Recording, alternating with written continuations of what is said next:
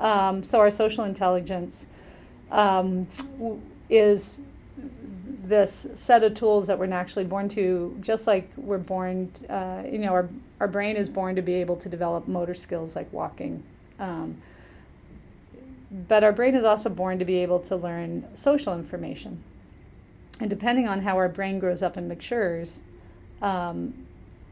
is whether we're making if our social intelligence is really coming together and growing with the years. So our social information evolves as kind of a behind-the-scenes processor in our brain that we're not highly aware of, but it's constantly updating. So I talk about like little kids getting, just from birth, how they're starting to look at people's faces, and by 6 months old, they're able to follow someone's eyes and see what they're looking at.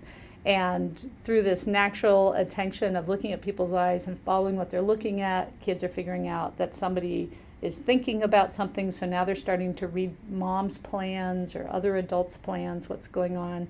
And by the time they're 1 year old, kids are not only able to follow typical kids, someone's plan, but they're also starting to read people's intentions. And by 15 months old, they're starting to do cooperation together as they are understanding that people can work together to get goals met. And by 2 years old to 2 to 3 years old, they're really interested in other kids their age, but they're not good enough players yet, so they're not actively playing with other kids, but they're watching them, they're sitting near them, they're doing parallel play.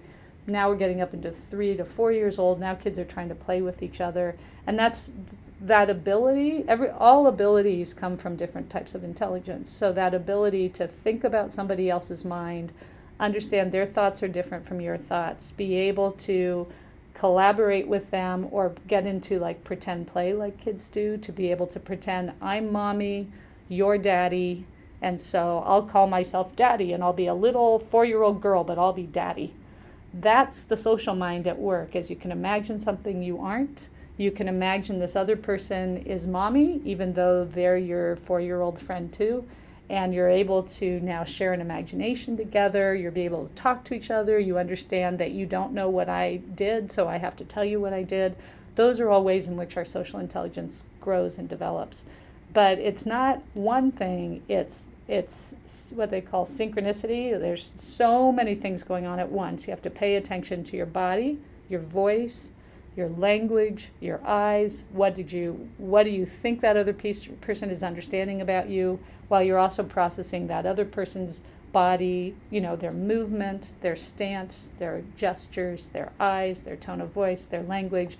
And our brains miraculously take all this social input and just go, and we just put it together, and we make meaning of it within milliseconds to 2 seconds. Normal social interactions span milliseconds to 2 seconds. So you don't get a lot of time to think about it. Now, and then all of this social information, as you age up, it keeps evolving. So it's not like you teach kids a set of social rules in kindergarten and they use the exact same rule when they're in 5th grade. So like in kindergarten, we teach kids to apologize, and we literally teach them to say you're sorry, and then the victim needs to say it's okay, and then you play together. By the time you're in 5th grade, kids aren't walking around going, I'm sorry, and other kids aren't walking around going, it's okay.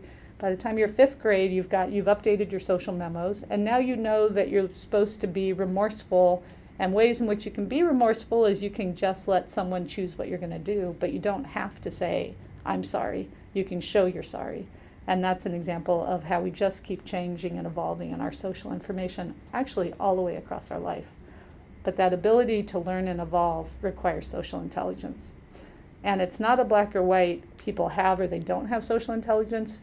Just like in math, where some kids can really excel at math and other kids do fine at math, and then other kids do really poorly at math, that's the same with social. There's just a whole different levels of intelligence, like in learning math and learning reading and being able to write. Same with social.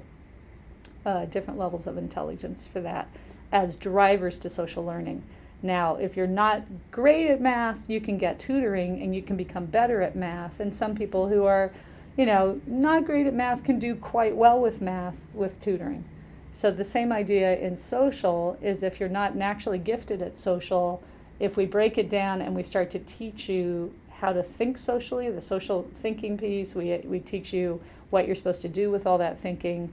The belief is that we can take someone who's got challenges in their social learning and help them get better compared to where they were. We're not going to make them be exceptional. It's very hard to take anyone who's got weaknesses in learning and make them exceptional. So the goal then is to help you get better compared to where you were. But as our social evolves across our life, what we hope across our life is that we keep getting better compared to where we were. And I think every one of us can look at our lives, and if we've got enough social awareness, and say, boy, 10 years ago, I wasn't as good as I am now at handling difficult people, being patient around people who drive me a little bit crazy. We all keep developing across our lives, which is good news. It means that our clients, just maturity is helpful, but maturity with strategies can really help our guys keep learning. So the good news on that too is, as I'm working with these, I work with a lot of adults, and I work with adults who I think will be called social communication disordered, and we're seeing some really nice progress with them, just as we're seeing some nice progress with kids. But there's some really good progress with adults because they are more naturally motivated. They get it. They're tired of being lonely.